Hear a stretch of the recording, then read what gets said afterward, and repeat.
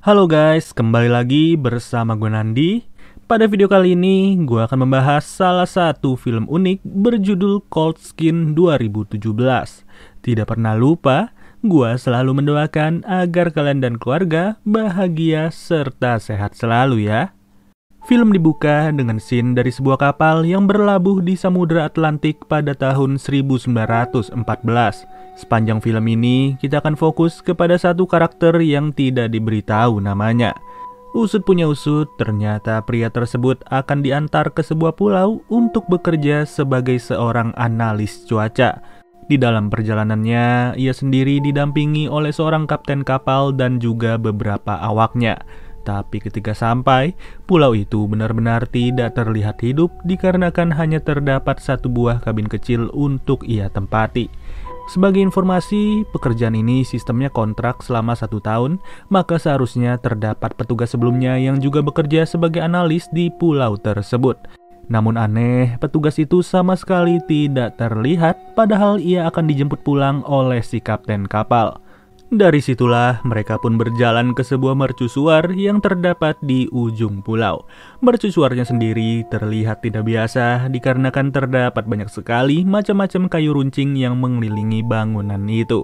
Saat tangganya dinaiki satu persatu, ternyata di dalam mercusuar tersebut terdapat seorang pria berewokan bernama Grunner. Ia pun ditanya mengenai keberadaan seorang petugas yang tinggal di kabin kecil, tapi Grunner malah menjawab kalau petugas itu harus tewas karena penyakit tipes. Lebih tepatnya, petugas itu harus tewas saat mencoba kabur dari pulau tersebut. Setelah tidak ditemukannya wujud dari petugas sebelumnya, maka si kapten kapal beserta para awak pun memutuskan untuk pergi dari pulau ini. Dengan kata lain, si pria tak bernama akan terus menghabiskan waktu selama 1 tahun bersama Grunner yang memang tidak akan pergi dari pulau tersebut. Di malam pertamanya, pria itu pun melihat-lihat segala hal yang ada di dalam kabin, termasuk beberapa barang yang dititipkan oleh si kapten kepadanya. Bahkan, ia juga sempat melihat sebuah buku yang ditulis oleh seseorang bernama Aldor. Lebih tepatnya, Aldor adalah petugas analis cuaca sebelumnya yang sudah dinyatakan tewas oleh Grunner. Di buku itu, Aldor menulis beberapa catatan mengenai pengalaman tinggal di pulau ini, serta terdapat juga foto istrinya yang sudah meninggal. Tapi di akhir halaman, lembaran dari tiap buku itu mulai terlihat janggal dengan adanya gambar-gambar dari makhluk yang tidak biasa. Nggak tahu maksudnya apa, tapi yang pasti ia harus melanjutkan pekerjaannya secara rutin pada hari itu. Lalu tibalah di malam harinya, ia mulai mendengar sebuah ketokan dari pintu di kabin tersebut. Tanpa ia ketahui siapa sosok di baliknya, yang ternyata terlihat sebuah kaki berselaput dan ia pun langsung terkejut saat itu juga. Nggak perlu waktu lama, dengan mengandalkan ruang bawah tanah yang tersedia, pria itu sengaja bersembunyi di dalamnya sambil mencari tahu sosok apakah yang ia lihat. Sambil mengintip-intip, barulah ia sadar kalau terdapat makhluk aneh yang secara refleks malah dibunuh oleh si pria tak bernama. Saat esok harinya, ia pun mencoba untuk keluar dari ruang bawah tanah dan kondisi di luar kabin itu sangat-sangat terlihat berantakan serta dipenuhi jejak-jejak berselaput yang menandakan makhluk tersebut datang secara bersamaan. Merasa malam harinya akan terjadi hal serupa, pria itu pun langsung merayu Grunner supaya ia diizinkan tinggal di tempat itu mulai hari ini. Tapi apa daya, Grunner nggak meresponnya dengan baik dan malah menyiramnya dengan seember air. Dari situlah pria malang ini langsung membangun barikade di kabin kecilnya demi berjaga-jaga apabila terdapat serangan susulan ketika malam hari. Yang benar saja, gerombolan makhluk itu sudah bermunculan lagi sampai-sampai ia sendiri harus kewalahan untuk mengatasinya. Meskipun begitu, ia harus bersyukur karena si kapten kapal sudah membawakannya sebuah senapan termasuk beberapa peluru yang bisa dipakai dalam jangka panjang. Sayangnya, pria ini pun udah kehabisan akal dan ia memutuskan untuk membakar tumpukan kayu yang sudah ia pasang. Naas, hal tersebut malah menjadi senjata makan tuan untuk dirinya sendiri yang dimana api mulai menjalar ke dalam kabin tersebut. Mau gak mau, ia gak bisa lagi berlindung di dalamnya dan ia pun terpaksa harus bersembunyi di balik bebatuan besar pada malam itu. Ketika matahari terbit, si pria tak bernama mulai mengintip-ngintip aktivitas Grunner. Saat itu jugalah ia mengikutinya ke suatu tempat di pulau tersebut dan secara tidak sengaja ia malah dihampiri oleh sebuah makhluk yang juga berada di tempat itu.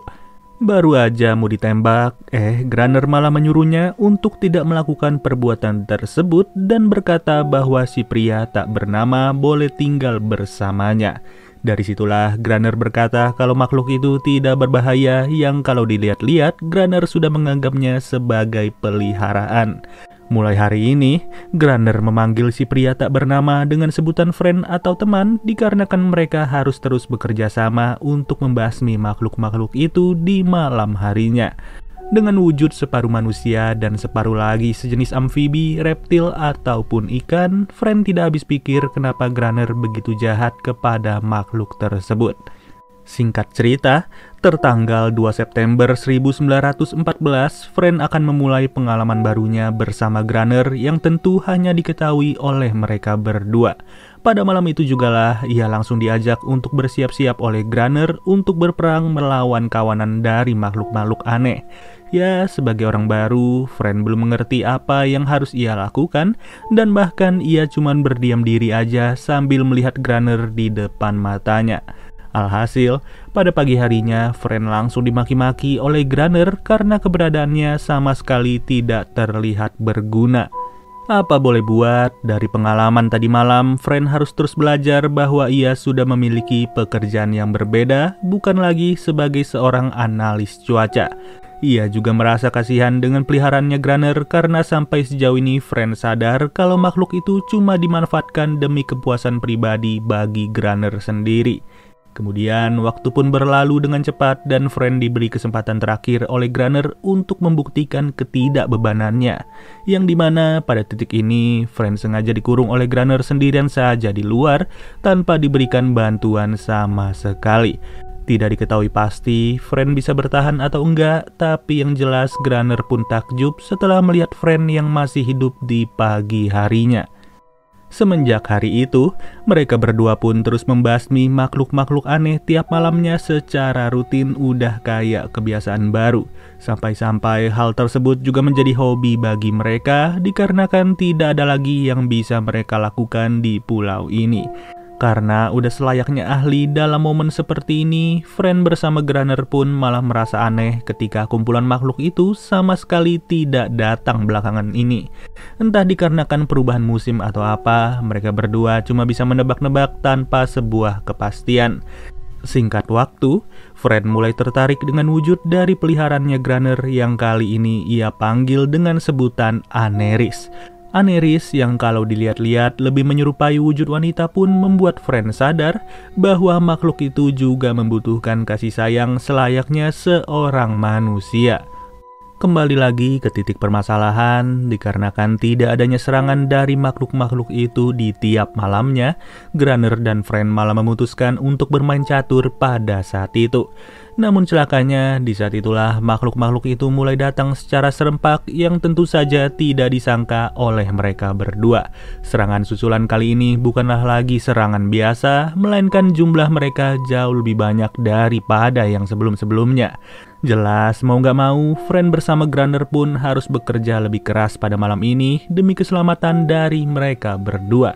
Hanya saja gak lama dari itu, Grunner pun udah gak sanggup lagi dan ia memutuskan untuk bersembunyi di ruangan paling atas. Ya, meskipun ia sempat tergigit cukup parah, tapi setidaknya mereka masih bisa mengandalkan ruangan ini untuk berlindung sampai pagi. Dengan luka yang sudah berdarah-darah, Aneris pun dengan baik hati menjilati luka tersebut dengan harapan setidaknya bisa kering lebih cepat. Namun lagi-lagi, Grunner tidak menunjukkan hal yang serupa kepada Aneris sampai-sampai membuatnya ketakutan. Pada kesempatan inilah, Friend sengaja mengajaknya nongkrong bareng-bareng sambil memperlihatkan sebuah tulang yang berbentuk seperti sebuah kapal. Siapa sangka, sadar dengan bentukan dari tulang tersebut, Aneris pun menunjukkan keberadaan sebuah perahu yang terdapat di tepi pulau. Dari apa yang sudah Fran lihat bersama Anerys, ia nggak mau lagi berlama-lama dan langsung memberitahu keberadaan perahu tersebut kepada Granner. Ternyata Granner udah tahu akan posisi dari perahu itu dan ia berkata kalau perahu itu berasal dari salah satu awak kapal Portugis yang melarikan diri di saat kapalnya karam. Kapal itu sendiri diketahui oleh Granner membawa banyak sekali peti-peti berisi dinamit yang sekarang ini sudah tenggelam di dasar laut. Mendengar hal tersebutlah, Fran langsung mengajak Granner untuk mencari peti-peti dinamit itu walaupun mereka tidak bisa berharap banyak akan kondisinya. Ya lagi pula perahu itu juga nggak bisa diandalkan lebih jauh karena Fran sendiri nggak mau mati tragis akibat hipotermia, kelaparan, serta badai di saat ia mencoba kabur dari pulau ini. Satu-satunya cara untuk bisa meraih peti-peti dinamit yang sudah berada di dasar laut adalah dengan menggunakan pakaian penyelam pada masa tersebut. Tentu kostumnya sendiri tidaklah enteng sama sekali dan mereka pun berangkat ke titik kapal karam yang sudah dimaksud oleh Granner. Sebisa mungkin, Fran mengkaitkan peti-peti itu satu persatu agar bisa ditarik ke atas oleh Granner yang berada di perahu. Tapi sial, Fran malah terjatuh saat itu juga dikarenakan ia melihat adanya pergerakan dari salah satu makhluk aneh. Yang tidak lain tidak bukan, makhluk yang dilihat Fran kali ini memiliki rupa seperti anak kecil. Tapi biar nggak kehabisan nafas, Fran pun langsung menekan tombol pelontar yang ujung-ujungnya ia bisa sampai lagi ke permukaan. Dari apa yang sudah mereka temukan di dalam peti tersebutlah, Granner bersama Fran langsung sengaja menanamkan berbagai dinamit di sekitar area mercusuar. Akan tetapi, persiapan mereka tidak kunjung membuahkan hasil sampai saat ini dikarenakan makhluk-makhluk tersebut sama sekali tidak datang sampai musim berganti. Ya, setelah dihitung-hitung, ternyata mereka sudah menunggu selama 3 minggu sejak dinamit-dinamit tersebut ditanam. Tapi lagi-lagi, selama itu pula, Fran selalu melihat perilaku keras yang dilakukan oleh Granner terhadap Anerys. Fran tidak sampai hati melihat hal tersebut dan ia selalu berusaha untuk menghentikan perbuatan Granner. Namun ya, apa boleh buat, Fran gak bisa bertindak banyak dan ia bersama Granner mulai merencanakan hal baru, yaitu sengaja memancing makhluk-makhluk tersebut agar menyerbu lagi pulau ini. Sejauh ini sih kita belum diberitahu ya kenapa Anerys bisa menjadi peliharaannya Granner sampai-sampai sebegitu nurutnya. Lagi pula hal itu bukanlah fokus utama dari Fran untuk saat ini, melainkan ia harus bersiap diri menunggu kedatangan dari makhluk-makhluk aneh. Yang benar saja, dengan tangisan dari Anerys lah makhluk tersebut pun langsung datang dalam sekejap sambil menyerbu masuk ke dalam mercusuar. Satu persatu dari mereka harus tewas tertembak di hadapannya Anerys dan hal itu membuatnya cuma bisa menutup mata sambil bersedih. Yang lebih naasnya lagi, ia juga harus melihat kawan-kawanannya merenggut nyawa akibat ledakan dari dinamit yang sengaja diaktifkan oleh Granner pada saat itu. Ya, jadinya makhluk-makhluk tersebut pun udah terkapar semua di area mercusuar dan yang sekarat langsung sengaja dibunuh lagi oleh Granner. Merasa makhluk yang selama ini mereka bunuh juga layak hidup seperti manusia, Fran pun mulai berpikir bahwa ada sesuatu yang salah, sampai-sampai mereka terus berusaha untuk menyerang pulau ini. Dari sinilah ia akhirnya tahu sebuah jawaban bahwa Granner awalnya menemukan Anerys sedang tersangkut di sebuah jaring ikan. Ketika itu ia masih berpostur seperti anak bayi dan dengan kata lain Anerys sudah tinggal bersama Granner sejak ia masih kecil. Dari hal tersebutlah Anerys langsung jinak serta tunduk kepada Granner yang menjadi majikannya. Ketika esok harinya, Fran tidak sengaja melihat sebuah foto di dekat tempat tidurnya Granner yang dimana foto itu menunjukkan seorang wanita sedang didampingi oleh seorang pria. Kalau kalian ingat, foto wanita ini juga sama seperti foto yang ditemukan oleh Fran ketika ia baru saja tinggal di kabin kecil. Ya, sudah bisa dipastikan kalau pria yang menemani Fran selama ini bukanlah Granner yang asli, melainkan ia adalah petugas analis cuaca yang bernama Aldor. Emang bener-bener ya, setelah sekian lama tinggal berdua, Fran pun baru mengetahui fakta ini dan ia memutuskan untuk pura-pura nggak tahu aja entah sampai kapan. Lalu, Friend yang berkeliling di sekitar bangkai paus pun malah dihampiri oleh salah satu makhluk yang memiliki paras seperti anak kecil. Friend sadar kalau makhluk itu sebenarnya bukanlah makhluk yang jahat, terlebih lagi ada Aneris juga yang meyakinkan kebaikan dari makhluk-makhluk tersebut. Tapi sial, hal itu sama sekali tidak pernah dipercaya oleh Aldor sampai-sampai si anak kecil pun harus tewas akibat terkena tembakan flare. Tanpa banyak bicara lagi, Friend langsung membiarkan Aneris untuk pergi bebas bersama kawanannya, sedangkan Friend akan mengatasi Aldor yang benar-benar tidak suka dengan situasi damai. Alhasil, berantemlah mereka di dalam mercusuar itu, dan bahkan Aldor nyaris membunuh Friend dengan tebasan dari sebuah kapak. Beruntung, pada momen tersebutlah, Friend langsung membongkar nama asli dari pria tersebut, dan Aldor pun langsung kaget setelah mendengarnya. Friend sudah mengerti kalau Aldor sengaja mengambil pekerjaan ini karena ia sudah kehilangan istrinya yang meninggal di saat mereka baru saja menikah. Oleh karena itulah, Aldor merasa tidak lagi berguna untuk hidup di peradaban manusia dikarenakan tidak adanya kehadiran si istri yang sangat ia cintai. Merasa sudah sadar dengan apa yang dijelaskan oleh Friend, Aldor pun langsung berpasrah diri pada saat itu yang dimana ia sengaja membiarkan dirinya dimakan oleh kelompoknya Aneris. Singkat waktu, di saat hari sudah berlalu sedemikian lamanya, tibalah sebuah momen yang dimana hari ini merupakan hari terakhir bagi seorang Friend. Namun luar biasanya, kapten kapal itu malah mengira sosok Friend adalah Grunner yang memang menempati mercusuar tersebut. Bahkan, kapten itu juga bertanya mengenai keberadaan dari petugas analis cuaca sebelumnya, yang dimana Friend malah menjawab kalau petugas itu sudah tewas akibat sakit tipes. Dengan kata lain, momen kedatangan petugas baru di pulau ini benar-benar sangat mirip dengan apa yang dialami oleh Friend ketika ia baru berjumpa dengan Grunner. Yang ternyata hal itu juga kembali diterapkan oleh Friend dan ia sengaja berbohong kepada si kapten kapal maupun si petugas berikutnya. Ya, bisa dibilang makhluk-makhluk tersebut bisa menjadi beringas kaya begitu dikarenakan perbuatan Aldor sedari awal yang sengaja merebut kepemilikan dari salah satu bayi mereka, yaitu Aneris.